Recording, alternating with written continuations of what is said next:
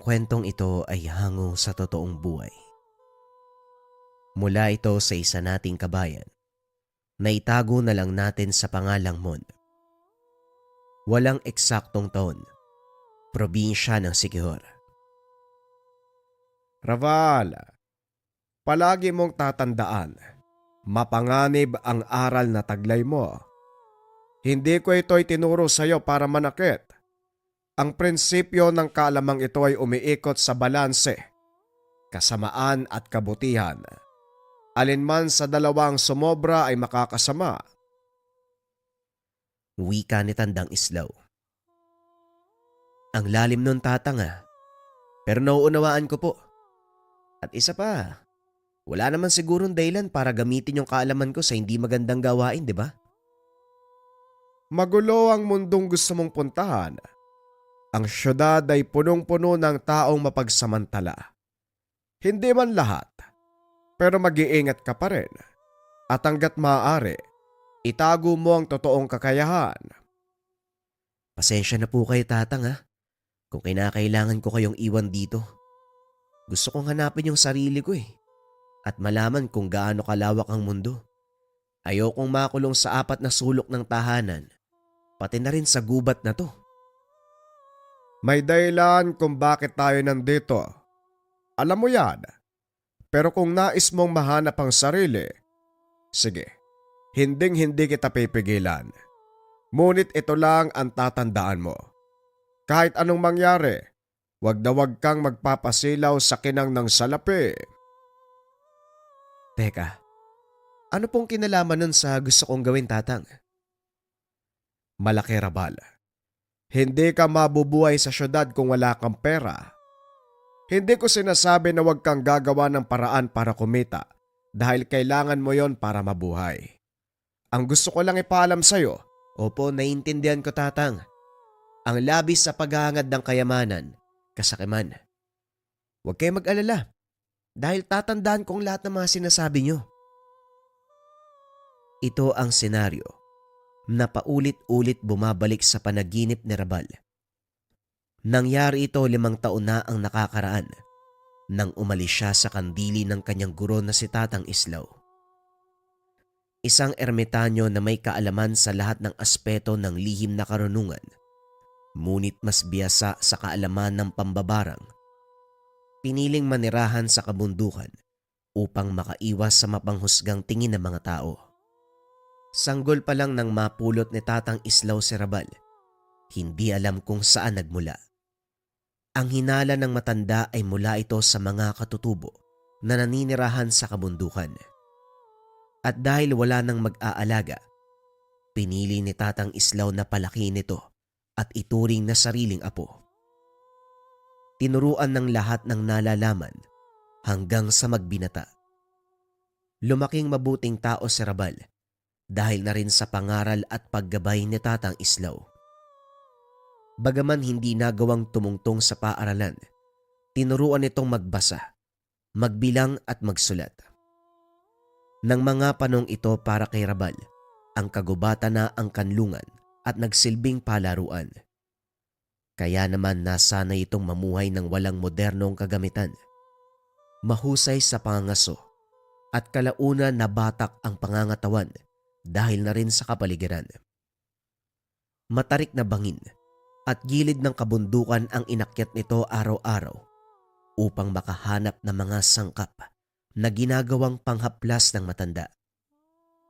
Paminsan lang kung bumaba ng kabundukan para ilako sa bayan ang kanilang mga ginawang lana at iba pang halamang gamot na kinokolekta sa kabundukan. Dito na nagsimulang mamulat ang kaisipan ni Rabal sa buhay na nasa labas ng kagubatan, na siya namang naging dahilan para magpasyang hanapin ang sarili at alamin kung gaano kalawak ang mundo sa likod ng kakawiyang itinuring na tahanan. Nung una nahirapan si Rabal dahil hindi ito sanay makipagsalamuha sa tao. Ilag ang binata sa lahat. Madalas itong nagtatago sa likod ng puno at sa tuwing may mga taong lalapit sa kanya, kusa itong umaalis. Sa pagtagal, Natutunan ng binata ang makibagay. Unang nakilala ay ang palaboy na paslit na nagngangalang Mon. Ito ang naging gabay niya sa bayan. Sa pamamagitan ng paslit, natutunan ni Rabal na makiangkop hanggang sa masanay na ito.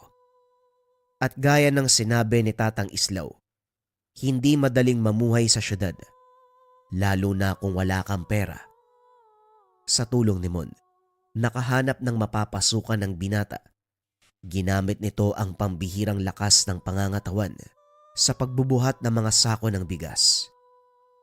Hanggang sa isang kaganapan ang tumulak sa binata na gamitin ang mga nalalamang aral.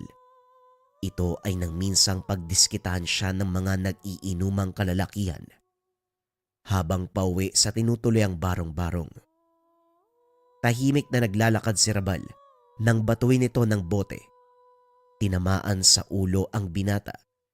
Sinapo nito ang bahaging tinamaan at nang tignan ng kamay. Nanlaki mga mata ng binata. Unti-unting nakaramdam ng matinding galit. Habang naririnig ang tawanan ng mga taong nanakit sa kanya. Hindi na malaya ni Rabal. Nag-uusal na siya ng dasal. Mga orasyong itinuro ng matanda. Isa-isang naglabasan ang makamandag na insekto mula sa kanyang katawan. Gumapang ito sa mga walang kamalay-malay na kalalakihan. Nagsigawan ng mga ito habang pumapasok sa tenga, ilong, bibig, ang mga insektong isinugo ni Rabal. Hindi na makontrol ng binata ang galit. Kinuha nito ang basag na bote. Ginilitan ng leeg ang mga naghihingalong kalalakihan. Yan ang nababagay sa inyo. Masyado kayong mapanakit. Kahit wala namang ginagawang masama ang tao sa inyo. Wika ni Rabal habang naglalakad palayo. Hindi man lang binagabag ng konsensya si Rabal sa ginawa dahil alam niya na masamang tao ang mga ito. Kaso nga lang ang hindi naisip ni Rabal, may mga pamilya itong nag-aantay sa kanilang mga tahanan. Kinabukasan, napadaan sa parehong kalye ang binata. Narinig ang iyakan ng mga anak at asawang naulila ng mga taong pinatay niya. Saka pa lamang nakaramdam ng pagsisisi sa ginawa. Patawarin niyo ako, Tatang Islaw. Ginamit ko sa hindi magandang gawain ng mga tinuro niyo. Pero sa palagay ko, dapat lang yan sa kanila eh. Masyado silang mapanakit eh. Wika ni Rabal sa sarili habang nagsasalansan ng mga walang lamang sako ng bigas. Oy, anong binubulong mo dyan? Nagugutom na ako. Tara, kain tayo. Nagulat ang binata nang biglang sumulpot si Mon sa kanyang likod. Ay, ikaw pala, Mon. Eto naman, ginulat mo ko eh. Marami ka bang nabentang basahan? Medyo. Ipapaubos ko na nga lang sana tong natitira kaso humilab na yung tiyan ko eh. Ikaw, napansin ko nagsasalita ka na naman mag-isa. Gutom lang yan, halika na. Kumain tayo. O hindi ah. Kinakausap ko lang sa isip ko si Tatang Islaw, yung nagpalaki sa akin sa bundok. Ang weirdo mo talaga, kuya. Alam mo, parang gusto ko tuloy isipin na may sayad ka eh. Sayad? Ano naman yun? Sayad sa ulo. Ha? Paanong sasayad yung buko? Maiksi lang to. Ay nako, taga-bundok kasi. Halika na nga, doon tayo kumain sa kabilang kanto. Masarap at mura ang pagkain nila doon eh. Binibiro lang kita, halika na. Gutom na rin ako eh. Walang nangyaring kakaiba ng araw na yon. Ngunit ang hindi alam ni Rabal, may isang taong nakakita ng ginawa niya nung nakaraang gabi. Habang kumakain ng dalawa, may isang lalaking lumapit at kinausap si Rabal. Kumusta bata? Mukhang masarap ang kinakain niyo ah. Gusto mo ba? Doon o marami, bumili ka. Natawa ang lalaki sa naging tugon ni Mon. Kaso nga lang kagad siyang sinaway ni Rabal. Hoy Mon, ano ka ba? Hindi naman masama ang sinasabi ng tao eh. Manong, pasensya na po kayo ha. Medyo matabil lang talaga yung bunganga ng batang to. Ano po bang kailangan nyo? Wala naman. Gusto sana kita makausap ng tayong dalawa lang. May trabaho akong iaalok sa'yo. Trabaho? Kaso nagtatrabaho na po ako sa bigasan eh. Mas malaki ang kikitain mo dito. Pakinggan mo muna ang sasabihin ko bago ka magpasya. Sige po. Pero tatapusin ko muna yung pagkain ko ha. Baka gusto niyong sumabay. Hindi na. Busog pa ako. Pero magkakape na lang siguro ako habang inaantay kitang matapos. Sige po, kayong bahala ah. Mon, pagkatapos namin kumain, umalis ka muna ha. Ubusin mo yung natitira mong basahan para maaga tayo makauwi. Ako nang bahala sa hapunan mamaya. Sige Kuya Rabal, pero mag-iingat ka sa taong yan ha. Hindi ko gusto yung tabas ng mukha niya eh. Ano ka ba naman? Hindi mo ba kayang pigilan yung bunganga mo? Naku Manong, pasensya na po uli kayo ha. Ayos lang. Sanay ako sa mga batang kalye dito sa syudad. Sige na, ipagpatuloy mo na ang pagkain. Matapos kumain, kagad nang umalis si Mon. Naiwan ang dalawa sa mesa. Kinuha ng lalaki ang pagkakataon upang kausapin ng masinsinan si Rabal. Ang pangalan ko ay Erning. Nakita ko yung ginawa mo sa mga tambay doon sa kabilang kanto. Hindi ko alam na merong kagaya mong gumagala dito sa syudad. Sabihin mo sa akin, anong ginagawa mo dito? Natigilan si Rabal sa mga narinig. Nung una ay hindi ito nakapagsalita sa takot na baka pulis ang kaharap. Nang makitang natatakot ang binata, biglang tumawa ng malakas si Erning. Huwag kang mag-alala. Hindi ako pulis. At gaya ng sinabi ko sa'yo, may iaalok akong trabaho. Anong klaseng trabaho naman po yun? Magagamit mo ng husto ang kakayahan mo sa sinasabi kong trabaho. Bukod doon, kikita ka pa ng malaking halaga. Pasensya na po Manong, pero hindi ko gagamitin ang kakayahan ko sa pananakit eh. Hindi bali na lang po. Hindi ka naman mananakit ng mabuting tao. Gagamitin mo ang kakayahan mo para pigilan ng mga masasamang loob. Ayaw mo nun, magiging bayani ka. Masamang loob? Tama Rabal. Kailangan ko ang mga kagaya mo sa gawaing ito. Masyado nang marami ang mga kriminal. Kailangan na silang bawasan. Nako, mukhang mahirap yung gusto niyong mangyari ah. Delikado po ang kakayahan na meron ako eh. Hindi po pwedeng basta ko nalang gamitin. Nauunawaan kita. Pero isipin mo na lang yung kasama mong bata. Paano kung isang araw, siya naman ang maging biktima ng masamang loob at mangyari sa kanya nangyari sa'yo? Gusto mo ba yun? Huminga ng malalim si Rabal. Tinitimbang nito ang mga nangyayari kung sakaling pumayag sa alok ni Erning. Pasensya na po. Hindi pa ako makakapagpasya. Hayaan nyo, pag-iisipan ko ng mabuti. Walang problema. Kapag nakapagdesisyon ka na, hanapin mo lang ako sa lugar na ito. At nga pala, ano bang pangalan mo bata? Raval po. Pasensya na ha. Napaka walang galang ko talaga. Hindi man lang ako nagpakilala. Walang problema Raval. Sige na, mauna na ako. Matapos ang pag-uusap, umalis na si Erning. Bumalik naman sa trabaho ang binata. Binaliwala nito ang alok na trabaho dahil wala namang nakikitang problema sa lugar. Pagsapit ng hapon, habang nagsasara ang tindahang pinagtatrabahuan, nagulat si Rabal nang biglang sumigaw ang among babae. Nang silipin niya ito, dalawang nakamaskarang lalaki ang nakita sa loob ng tindahan.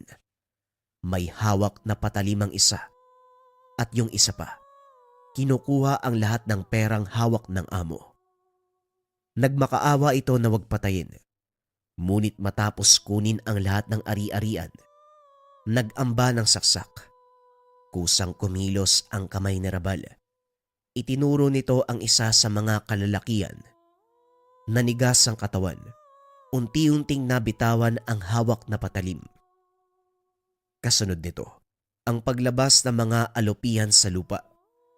Gumapang ang mga ito sa katawan ng dalawang lalaki. Isa-isang pumasok sa kanilang balat. Sumigaw ang mga ito habang naglulupasay sa sakit. Dali-dali namang hinila ni Rabal ang among babae na noon ay tulala pa rin dahil sa mga naganap. Dito na napagtanto ng binata. Laganap na nga ang kasamaan sa syudad. Matapos ang kaganapan, nagpunta ito sa lugar kung saan niya nakilala si Erning. Naupo ito sa parehong mesa. Laking gulat ng binata nang biglang maupo sa harap niya si Erning. Oh, nandito ka pala. Sa tansya ko, napag-isipan mo na ng mabuti ang alok ko sa'yo. May nangyari kanina sa pinapasukan ko eh. Kamuntikang patay na mga magnanakaw yung amo kong babae. Yan ang sinasabi ko sa'yo, Rabal. Laganap na ang masamang loob dito sa syudad. Ano, hahayaan mo ba sila na gawin ang bagay na yon? Mag-isip ka, maraming inosente ang masasaktan kung sakali. Ayoko nang maulit ang ganong pangyayari. Pumapayag na ako sa alok mo. Ano bang gagawin ko? Magaling, Rabal. Tama yan. Hindi simpleng bagay ang ipapagawa ko sa'yo dahil buhay ang pinag-uusapan dito.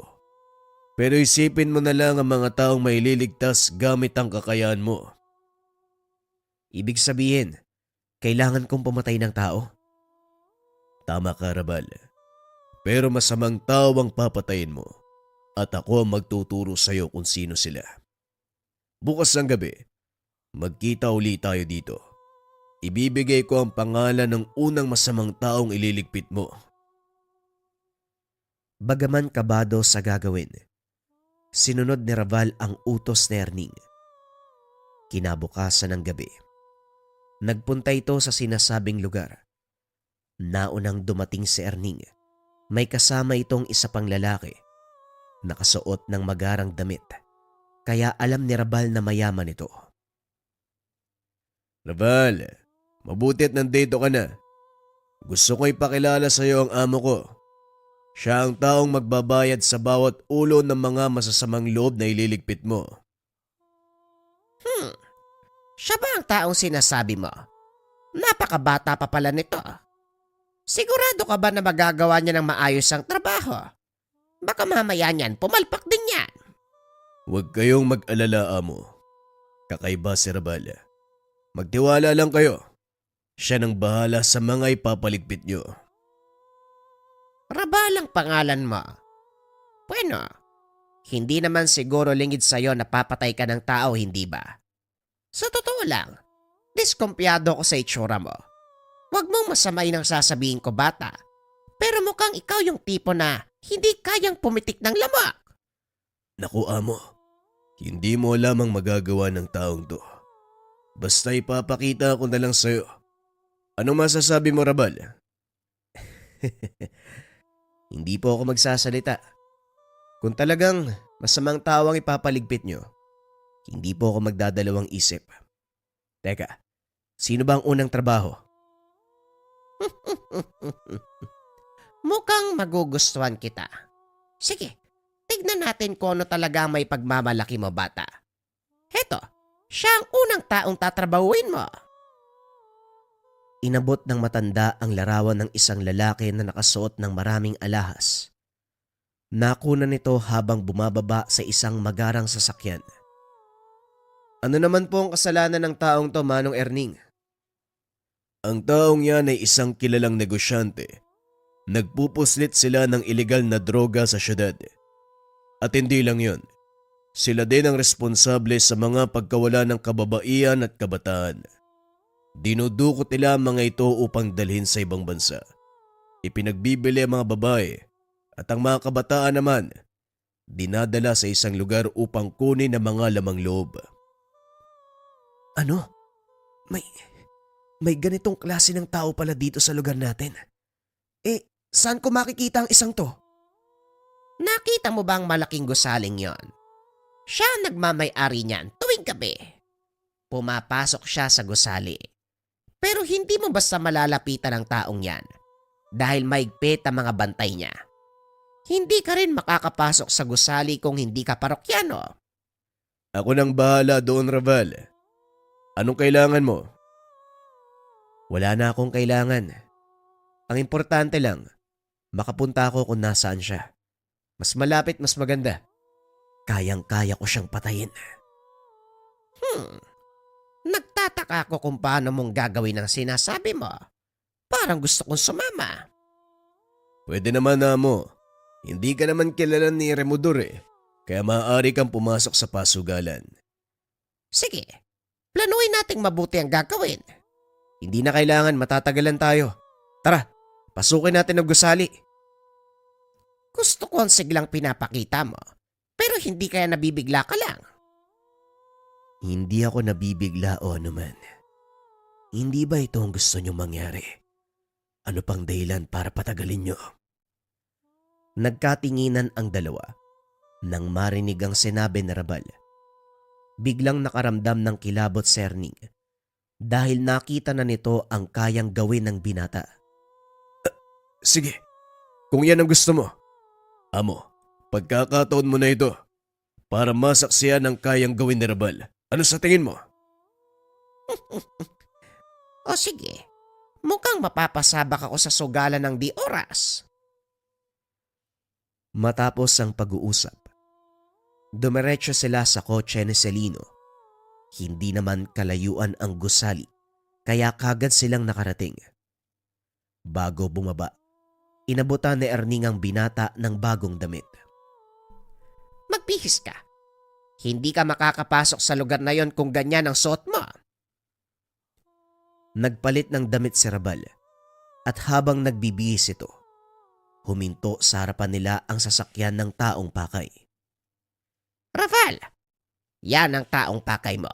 Si Remodor. Kung gusto mong tapusin ang trabaho ngayon, bilisan mo ng kumilos. Hindi ko kailangan magmadali. Kahit dito sa kinaroroonan ko, kaya ko siyang patayin. Sigurado ka ba? Mukhang nasobrahan ka naman yata sa kayabangan. Hindi na nagsalita ang binata. Bumaba ito ng sasakyan. Naglakad papunta sa likod ng kotse ng taong pakay. Saktong pagbaba nito, sinadyang humarang ni Rabal sa dadaanan matapos ay nagkunwari na humingi ng tawad. Sinasabi ko na nga ba? Puro salita lang yung bata mo, Erning.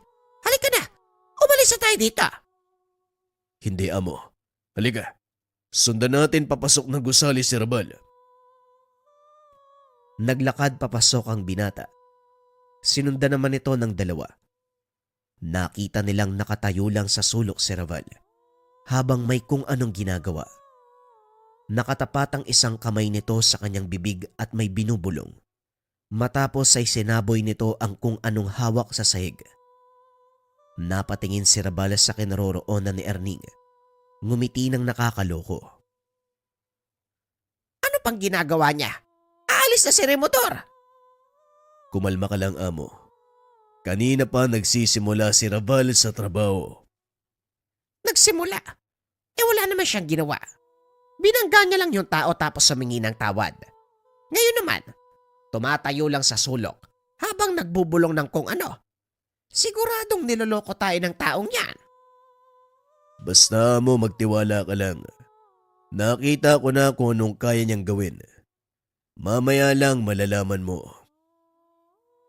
Ilang sandali pa ang nakalipas. Simula nang umakyat sa itaas na bahagi si Remodor. Ngunit nagkagulo na ang mga tauhan. Narinig nila Erning na tumawag ng ambulansya ang mga ito. Anong nangyari? Sabihin mo sa akin, Erning, anong ginawa ng binatang yon? Mamaya mo malalaman. Basta dito ka lang sa tabi ko. Magantay ng mga susunod na mangyayari. Itinuro nito si Rabal na noon ay nakatayo pa rin sa sulok. Maya-maya ibinaba na si Remodor. Buhat-buhat ito ng mga tauhan habang namimilipit sa sakit. Paulit-ulit na sumisigaw at saktong pag-apak sa unang palapag ng gusali, sumambulat ang tiyan nito. Naglabasan ang malaking uod, linta at bulate. Nagsigawan ang mga taong nakakita sa naganap. Dali-daling lumabas ng gusali ang mga ito dahil sa takot. Mabaging langit. Anong nangyari?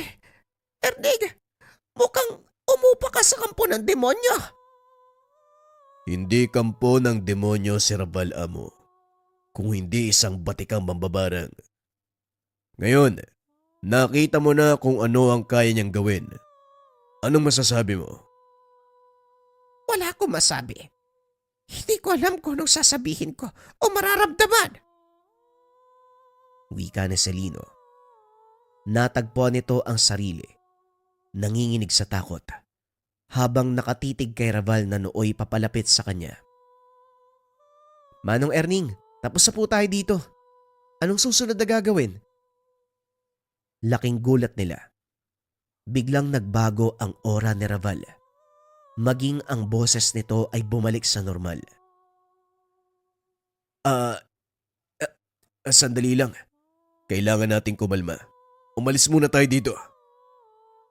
Sa bahay ko, doon tayo mag-usap. Marami akong katanungan sa iyo, Raval. Mabilis na umalis sa mga ito. Walang nakaalam kung ano ang nangyari kay Remodor at kung sino ang may gawa ng pagkamatay. Pagdating sa tahanan ni Celino, hindi nito pinalampas ang pagkakataon. Sabihin mo sa akin, Raval, paano mo ginawa yon? At saan ang galing ang kakayahan mo? Siguro akin na lang po yun. Pasensya na kayo ha. Hindi maaaring sabihin kung saan ang galing ang kakayahan ko eh. Ayos lang ang mahalaga. Nagawa mo ng ganapang trabaho. Nang walang nakakakilala. Ito, tanggapin mo ang unang bayad. Nanlaki ang mga mata ng binata. Makapal na bugkos ng pera ang inabot sa kanya ni Celino. Gaya ng sinabi ko sa iyo, Rabal, kikita ka ng malaki. Makakatulong ka pa sa mga tao. Huwag kang mag-alala. Maraming trabaho para sa iyo. Magantay ka lang. Ipapatawag ka ni Amo kung meron pa siyang ipapagawa. Hindi naman kaya masyadong malaking halaga to? Patay sa reaksyon mo. Ngayon ka lang nakahawak ng malaking halaga, tama? Masanay ka na. Dahil simula pa lang ito. O siya, magpahinga ka. Ipapatawag na lang kita para sa susunod na trabaho. Matapos ang pag-uusap, tumuloy na si Rabales sa pag-uwi. Pagdating nito sa maliit na barong-barong, nakita nito si Mon na nakaupo sa pintuan habang hawak ang isang balot ng pansit. Mon, pasensya ka na ha. Ginabi ko sa pag-uwi. May bago na kasi kong Hindi na ituloy ng binata ang sasabihin. Biglang hinagis ni Mon ang hawak na supot. Oo, nakita ko na sumama ka dun sa taong kausap natin. Pasensya na pero sinundan ko kayo eh. Papunta dun sa kasino. Anong ginawa mo? Kasama mo pa yung mga taong yun. Sa kanila ako nagtatrabaho, Mon. Ayusin mo ang mga gamit mo. Dahil sa susunod na araw, lilipat na tayo sa mas magandang bahay. Hindi ka nalalamukin kapag natutulog ka. Talaga, kuya? Ano ba kasing trabaho mo? Wala naman.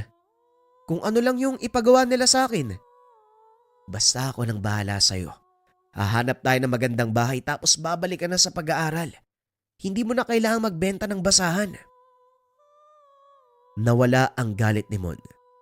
Nang marinig na babalik siya sa pag-aaral, ito ang pangarap ng paslit.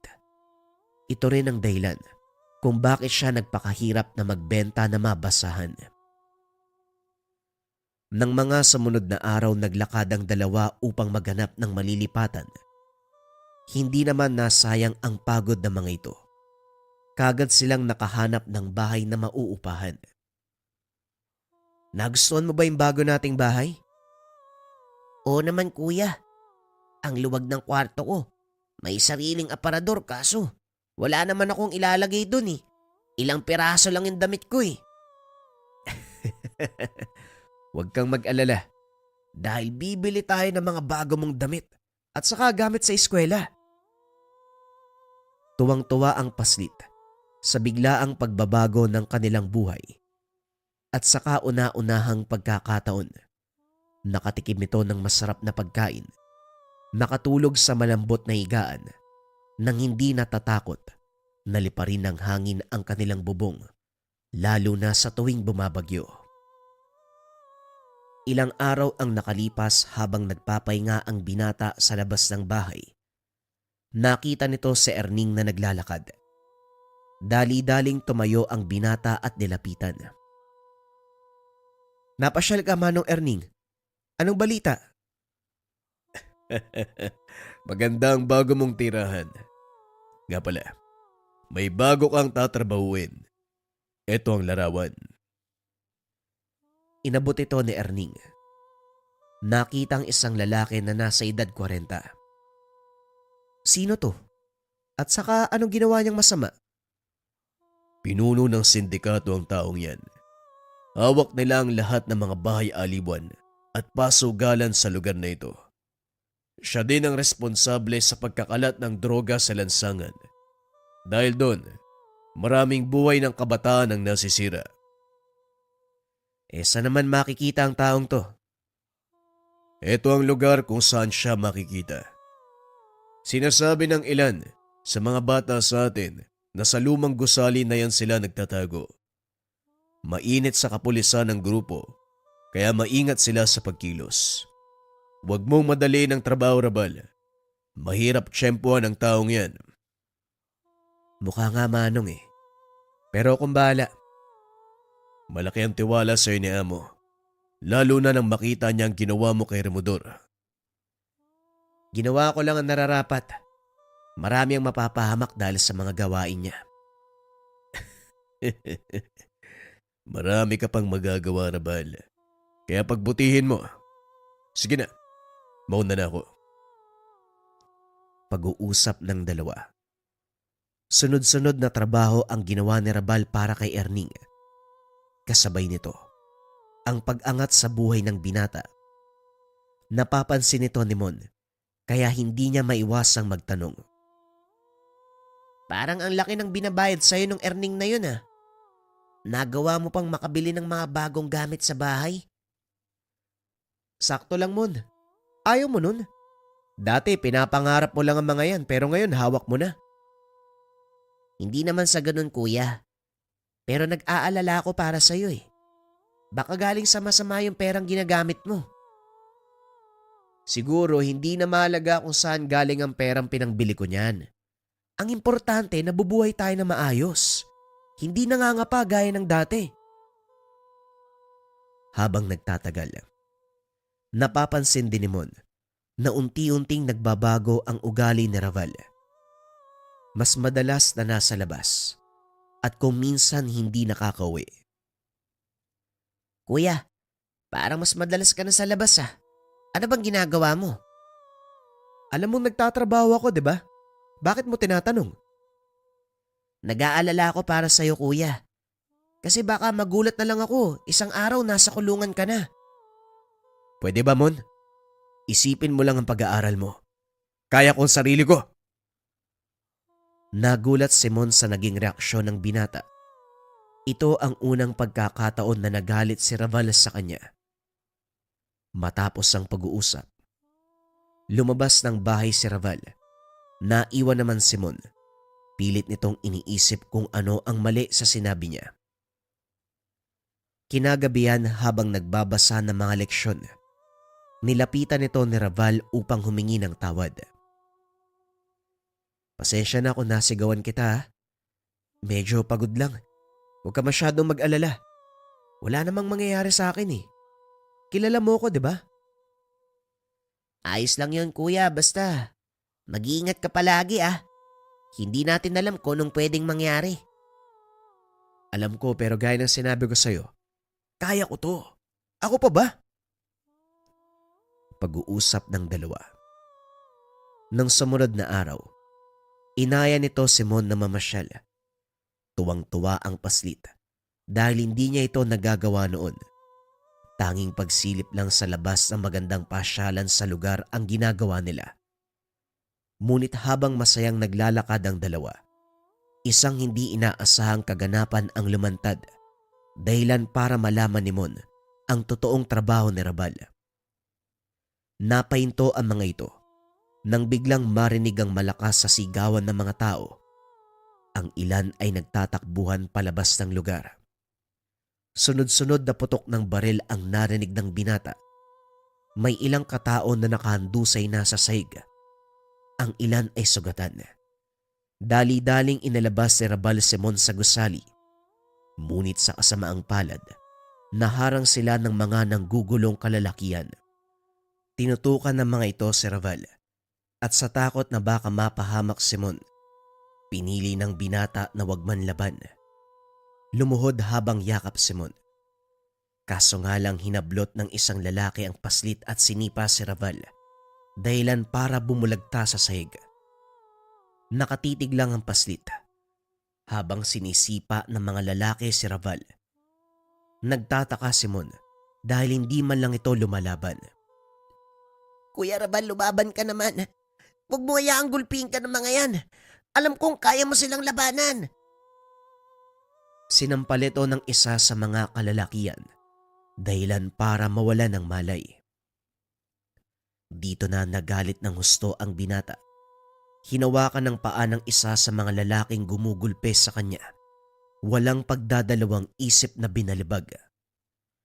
May kalakihan ng katawan ni Raval, kaya walang kahirap-hirap nitong napigilan ang mga atake ng kalaban. Maya-maya pa, nakarinig ng putok ang binata. Naramdaman nito ang pagtama ng bala sa kanyang tagiliran. Nang mga oras na yon, nagising din si Mon. Kaya naman kitang-kita nito ang pagbulwak ng dugo sa katawan ni Raval. Hindi makapagsalita si Mon. Wala ding nagawa dahil hawak-hawak siya ng isa sa mga lalaki. Kaso nga lang nagulat ang paslit dahil biglang tumayo ang binata na parang walang nangyari. Inunat ni Raval ang kamay parap habang nakayuko ang ulo. Nagbanggit ng mga salitang hindi maunawaan ni Mon. Napatakip ito ng tenga dahil bawat salitang binibitawan ni Raval ay tila tumutusok sa kanyang sentido. Ang ilang kalalakihan naman, hindi na namalayan ang ginagawa ng binata. Tuluyang nabingi. Ang ilan ay lumabas pa ang dugo sa tenga at ilong. Kasunod nito, gumapang palabas ng kanilang bunganga ang mga insekto, kagaya ng uwang, alupihan. Hindi maunawaan ni Mon ang nangyayari, lalo pa nang makita nitong dumampot ng kutsilyo si Raval. Isa-isang ginilitan ng lieg ang mga kalalakihang ng gulo.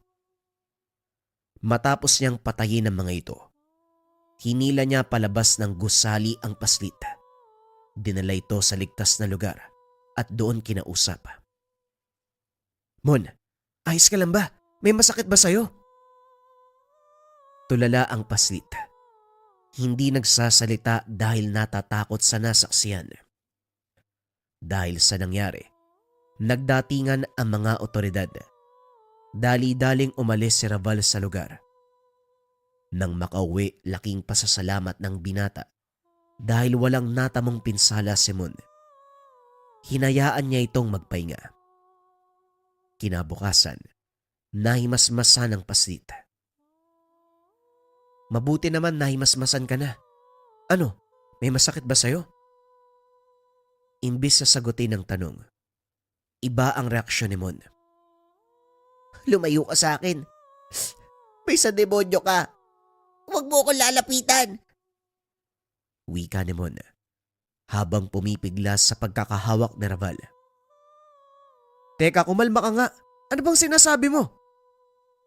Nakita ko yung ginawa mo doon sa mga lalaki. Pinatay mo sila. Demonyo ka, hindi ka tao. Kailangan kong gawin yon.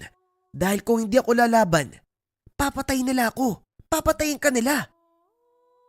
Pero anong ginawa mo sa kanila? Bakit may mga lumabas na insekto sa katawan ng mga yon? Saan nanggaling yung insekto? Tanong ng paslit. Hindi nakapagsalita si Raval. Sa isip nito, kailangan nang sabihin kay Mon ang katotohanan.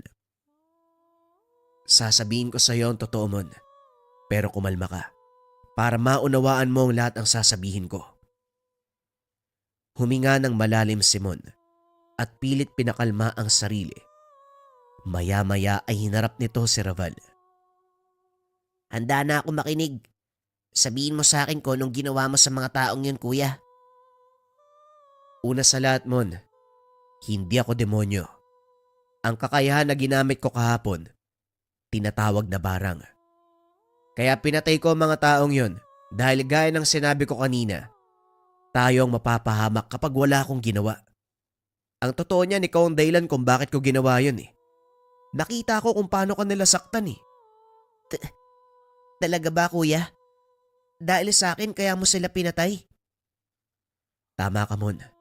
Wala naman ako ibang dahilan eh. Ikaw ba? May naisip ka ba na pwedeng maging dahilan? Wala po. Pasensya ka na, kuya, kung nasigawan kita. Ha? Natakot kasi ako sa'yo eh. Hindi ako makapaniwala na may ganun kang kakayahan. Teka, yung trabaho mo kay Erning, huwag mo sabihing pumapatay ka ng tao para sa kanila. Tama ka, Mon. Pumapatay ako ng tao para sa kanila. Pero masasama at halangang kaluluwa ng taong pinapatay ko. Mabuting tao si Erning at Celino. Celino? Kilala ko yung taong yun eh. Isa siya sa may malaking pasugalan dito sa syudad. Ang sabi pa nga ng iba, nagpapatakbo siya ng iligal na bahay aliwan. Nagbebenta ng droga at kung ano-ano pa. Nakilala ko si Celino kaya imposible ang sinasabi mo. Oo, may pasugalan siya. Pero ayon kay Erning, may permiso daw yun ng pamahalaan. Nagbabayad sila ng buwis para makapagpatakbo ng ganong negosyo. Basta, huwag ka masyadong naniniwala sa mga yun. Wala akong tiwala sa kanila. Oo na, tatandaan ko yung sinabi mo. O paano? Hindi ka nagalit sa akin? Hindi na. Natatakot lang ako para sa uri ng trabaho na meron ka. Baka sa uli ikaw ang singilin ng Diyos eh.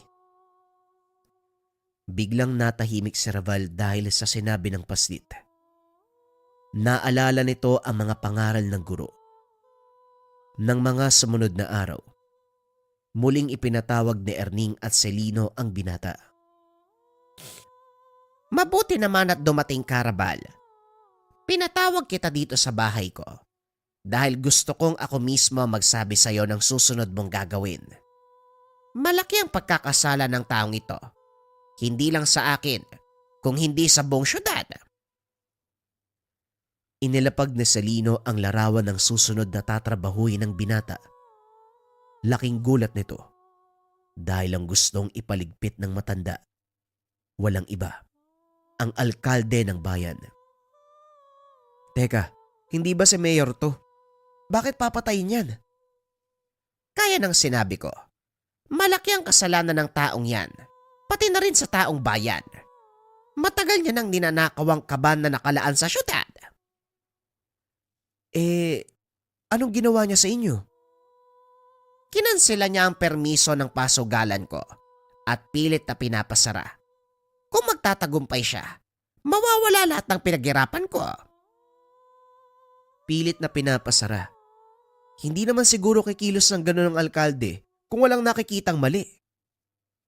Sinasabi mo ba na nagsisinungaling ako, Rabal? Hindi naman ho gano'n. Alam mo ang patakaran ko. Hindi ako basta pumapatay ng walang sapat na dahilan. At sa wari ko, mukhang personal ang galit mo sa kanya. Kung bakit gusto mong ipapatay ang taong yan. Biglang naglabas ng baril si Celino Itinutok sa ulo ni Rabal. Susundin mo ba ang pinapagawa ko? O hahayaan mong kumalat ang utak mo sa sahig? Mamili ka, Rabal. Madali akong kausap. Hindi nagsalita si Rabal.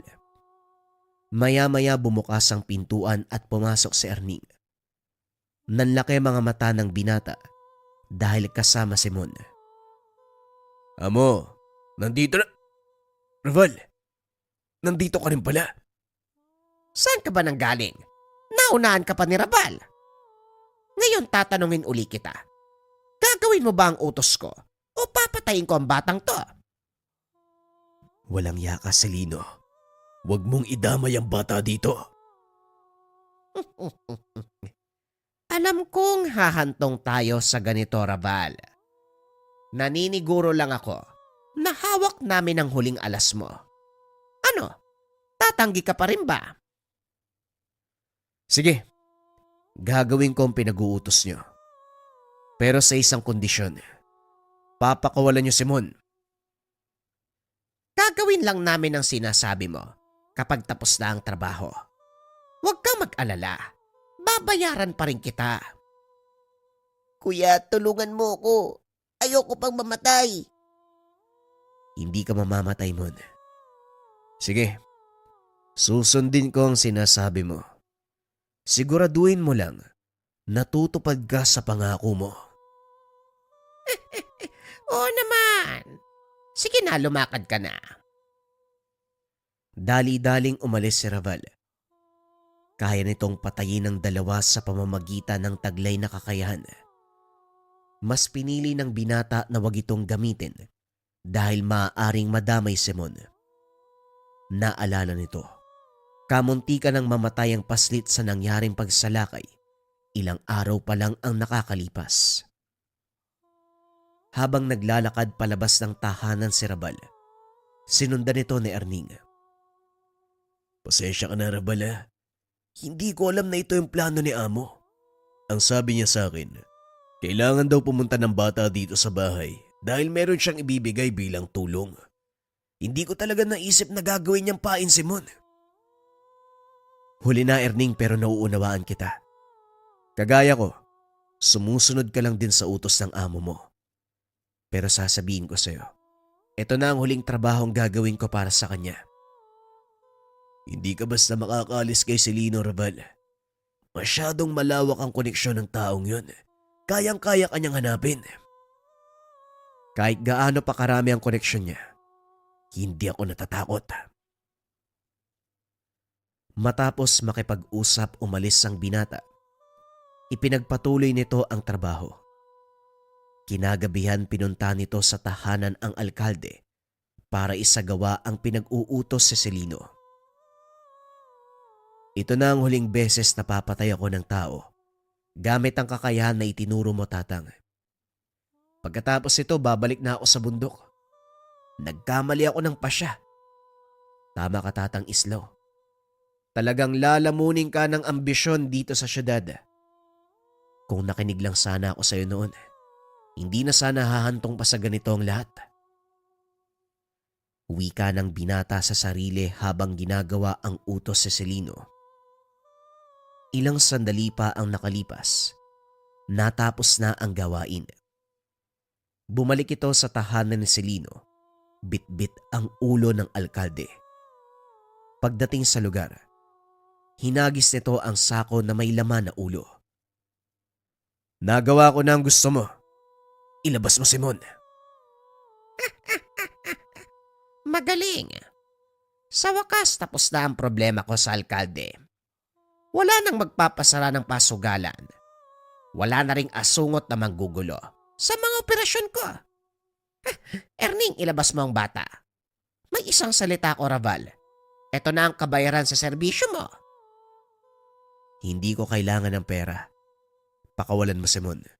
Yun lang ang gusto kong kapalit. Yun naman ang napag-usapan eh. Pahala ka. Sayang ang perang to. Sige na. Hayaan na ang bata, umalis na kayo. Sadali lang, huwag kayong lalayo ah. May isa pa akong gustong ipatumba.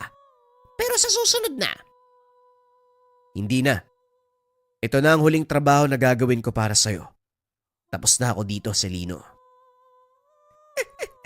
Hindi yun ganong kadali, Rabal. Subukan mong tumakas. Tignan natin kung makalabas ka sa bayang ito. Marami akong galamay. Kayang-kaya kitang ipapatay. Sa tingin mo, hahayaan kitang mangyari yun?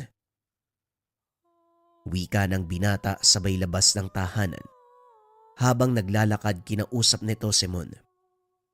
Aalis tayo dito, Mon. Uwi tayo sa bundok kung saan ako nanggaling.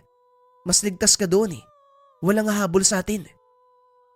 Sige kuya, natatakot na ako dito eh. Ayoko na dito. Huwag kang mag-alala. Matatapos din ang lahat ng tumon. Pasensya na kung pati ikaw nadamay pa. Ha? Halika na, umuwi na tayo. Ako nang bahala sa'yo. Walang makakalapit sa atin dun. Payapa namang lumipas ang gabi. Kinabukasan na natili sa tahanan ng dalawa. Minabuti ni Raval na wag iwanang nag-iisa ang paslit. Dahil alam niya anumang oras, maaaring dumating ang mga tauhan ni Celino. Ilang araw ang lumipas, tila hindi na nagparamdam si Celino. Maging si Erning ay hindi na rin nagpakita. Nakampante si Raval na hindi na sila hahabulin ng mga tauhan nito. Kaya naman nagpasya ang binata na umalis na at umuwi ng kabundukan. Sa kasamaang palad, habang nag-aayos biglang nakarinig ng ingay si Raval. Nabasag ang salamin sa silid ni Mon. Nanlaki ang mga mata ng binata dahil granada ang dahilan ng pagkabasag. Dali-daling niyapos ni Raval ang nooy natutulog pang si Mon para protektahan ito sa pagsabog. Matapos ay lumabas si Raval upang tignan kung sino ang naghagis ng granada, kaso nga lang hindi nagawang abutan. Alam ng binata kung sino ang may gawa, kaya naman hindi ito nagdalawang isip na puntahan si Celino. Ngunit bago pa man ito tumuloy sa binabalak, minabuti ng binata na dalhin sa ligtas na lugar ang paslit. Bumiyahe pa uwi ng kabundukan. Laking gulat ni Tatang Islaw nang makita ang binata.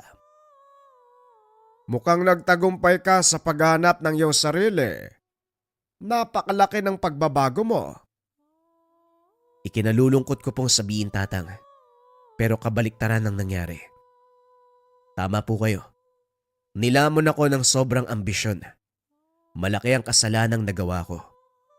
Ginamit ko ang kakayang itinuro nyo upang manakit ng iba. Lahat tayo nagkakamali. Normal sa tao ang ganon. Pasensya na po, Tatang. Pero may isang bagay akong hihilingin. Maaari nyo bang alagaan si Mon para sa akin? Hindi ko tatanggihan ang kailingan mo, Rabal.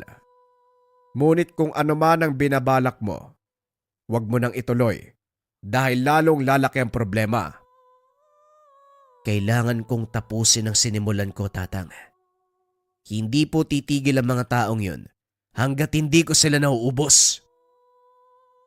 Hindi mabibigyan ng solusyon ang pag-iigante.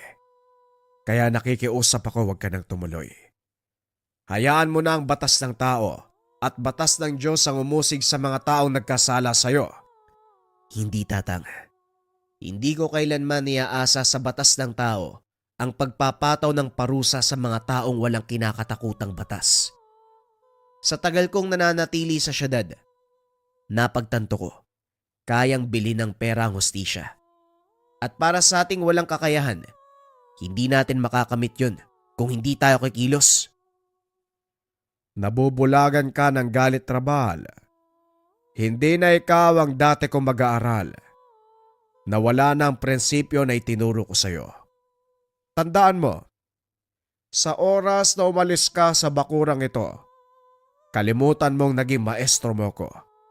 Sa sandaling tumalikod ka, hindi na estudyante ang tingin ko sa iyo. Kung hindi kaaway. Patawad, Tatang, pero hindi mo ko mapipigilan. Naglakad palayo ang binata. Nakatingin lang si Mon. Pinapakinggan ang usapan ng mga ito. Nakita din ng paslit kung paanong umiyak ang matandang ermitanyo nang tuluyang lumabas ng bakuran si Raval. Lolo Islaw, ano po kaya kung sundan natin si Kuya Rabal? Kayo lang po yung kayang pumigil sa kanya eh. Sinabi ko na sa kanya, sa oras na lumabas siya sa bakuran, ituturing ko siyang kaaway. Kaya kung sakaling magkarap man kami, hindi para mag-usap, kundi para maglaban. Kung yun lang po yung makakapigil sa kanya para hindi na po lumala yung sitwasyon, siguro mas makakabuti po yun.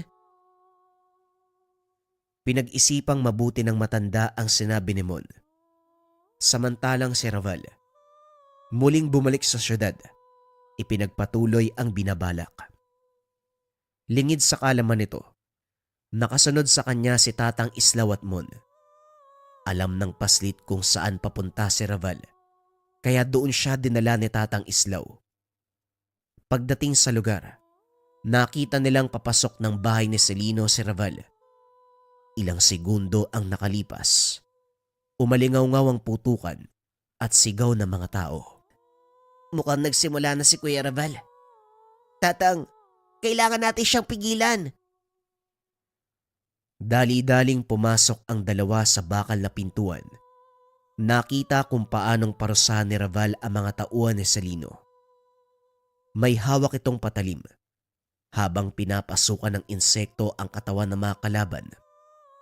Nakita din ni Mon ang malademonyong ngiti sa mukha ni Raval. Maging si Tatang Islaw, hindi makapaniwala na ganun kalaki ang naging pagbabago ng mag-aaral. Hindi na ito makilala.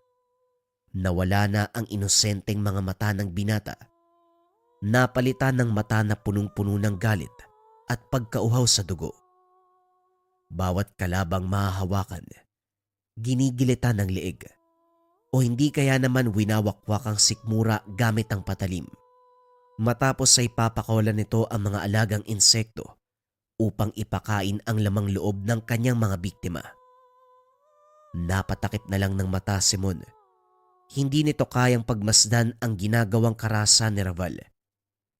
Maging ang paslit, hindi makapaniwalang magagawa ito ng napakabait na tao. Anong ginawa ko? Bakit hinayaan kitang masadlak sa ganitong kalagayan? Bakit hinayaan kitang maging halimaw, Raval? Patuloy sa pagkitil si Raval. Hanggang sa wala nang natira maging si Erning at Celino.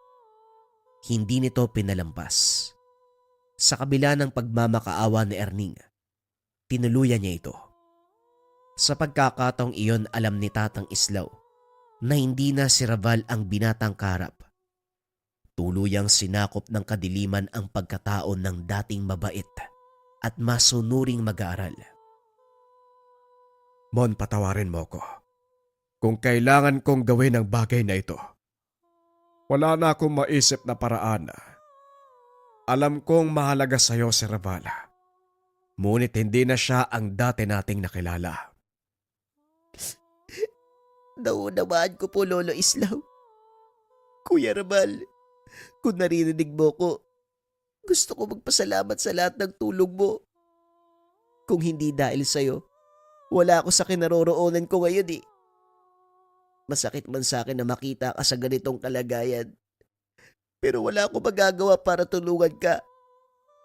Patawarin mo ko, kuya. Mahina ako eh. Pero nangangako ako, hindi ko sasayangin ang panibagong buhay na binigay mo sa akin. Paalam, Kuya Rabal. Sige na, Lolo.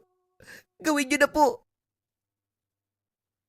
Maging si Tatang Islaw, hindi mapigilan ang sarili sa pag-iyak. Siya ang nagpalaki at nag-aruga sa binata, kaya mahirap din para sa kanya ang naging pasya.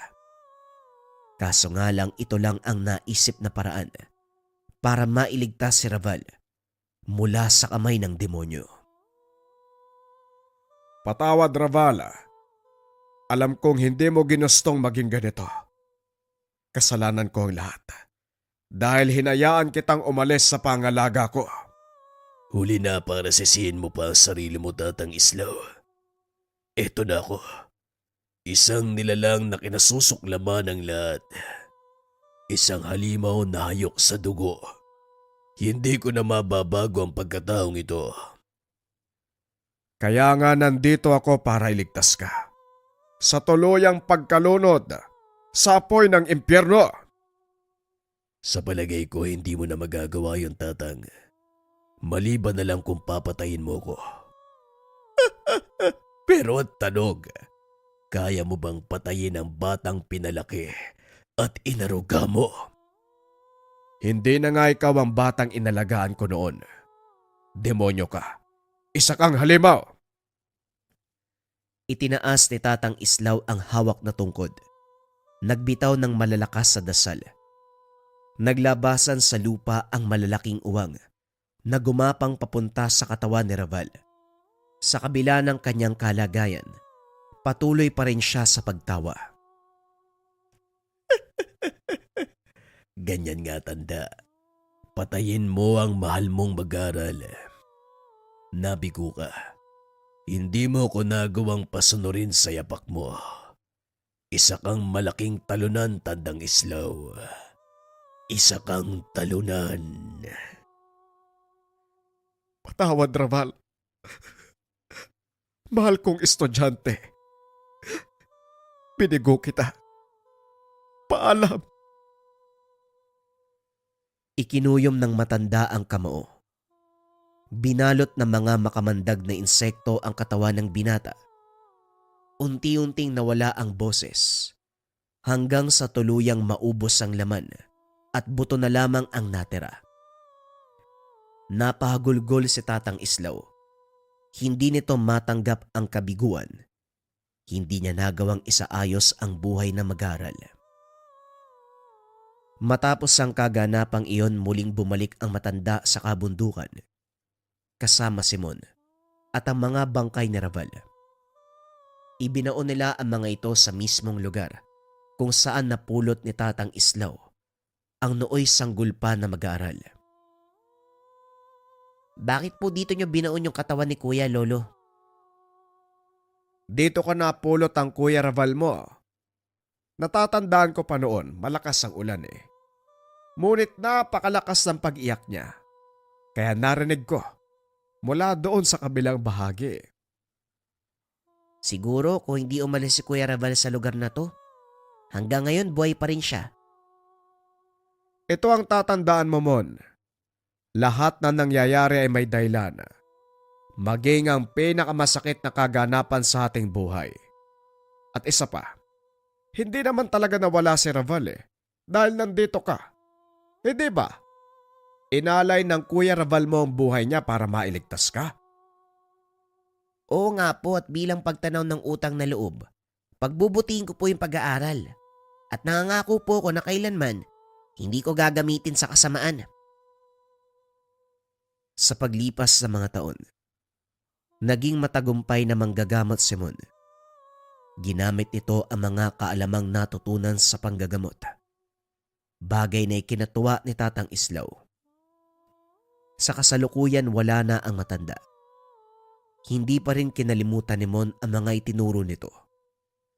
Lalo na ang alaala ng kanyang Kuya Raval, na minsan na tinawag Tirador na Mambabarang. Eto na. Wow! Incenso candle, new version natin mga kabayan, nakalagay sa can. Sobrang ganda ng itsura. Ayan, naka-laser engraved. We have two colors available. Ganun pa rin mga kabayan para sa ating incenso candle for cleansing. Meron tayong red version at syempre hindi mawawala yung ating yellow version. Same incenso candle yan mga kabayan. Pili na lang kayo ng color na gusto niyo. Yung iba kasi ayaw ng red, yung iba ayaw ng yellow. Yung mga sangkap, babanggitin ko lang yung pwede kong sabihin. Syempre yung insenso, hinaluan din to ng haplas, dahon ng laurel at iba pang mga sekretong sangkap. Ang bisa nito mga kabayan, i-cleanse ang buong tahanan, i-cleanse ang sarili, same time i-cleanse yung mga gamit ninyo kung meron kayong gamit sa Likha merchandise or kung meron kayong mga lucky charm. Tinataboy nito lahat ng negatibong energy mga kabayan para maganda yung pasok ng swerte at iwas sakit na bunga ng negatibong enerhiya. Sinisindihan lang to 3 to 15 minutes sa umaga at sa gabi. Kung 15 minutes mo sisindihan mga kabayan sa umaga at gabi, maaaring umabot to ng more than 1 week kasi nakalagay sa can. Kung interesado ka kabayan, isearch mo lang yung shop ng Likha Merchandise or pindutin yung yellow basket sa baba.